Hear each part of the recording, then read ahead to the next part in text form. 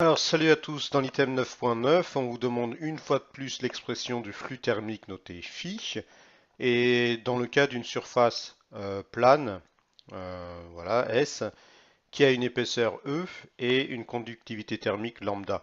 Alors je vous conseille une fois de plus de faire un schéma d'une plaque de surface S d'épaisseur E, voilà, afin de trouver cette formule.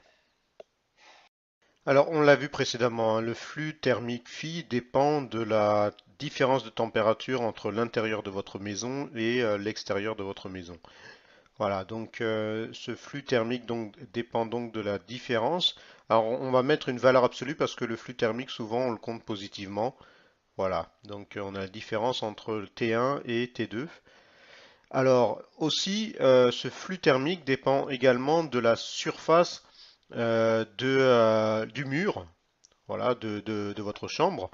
Plus cette surface est grande, d'accord, plus la surface de votre mur est très grand, plus justement ce flux va être grand. Voilà pourquoi le flux il est également proportionnel à la surface.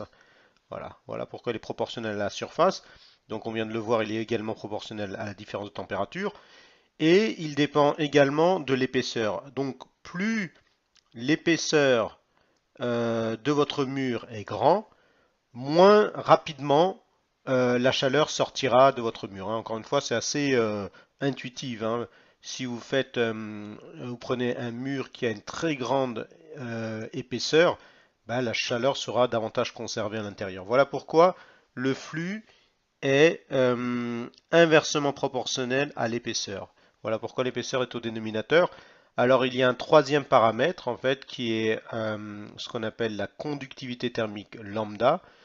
Alors cette conductivité thermique, donc c'est un paramètre qui dépend en fait de la nature du matériau, en quoi est fait votre mur. Alors on l'a vu tout à l'heure que ce lambda en fait dépend également de la résistance thermique, hein.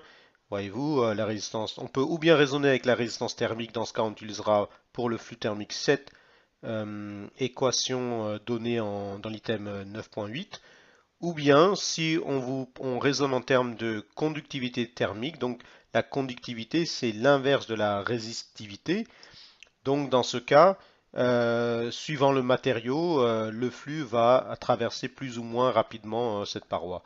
Alors, comme à titre d'exemple, on peut très bien comprendre que la conductivité lambda d'un mur ou d'un matériau qui est fait, par exemple, en métal, par exemple, on va prendre de l'acier, eh ben, l'acier conduit beaucoup plus que le bois. Donc l'acier aura une conductivité thermique supérieure à celle du bois.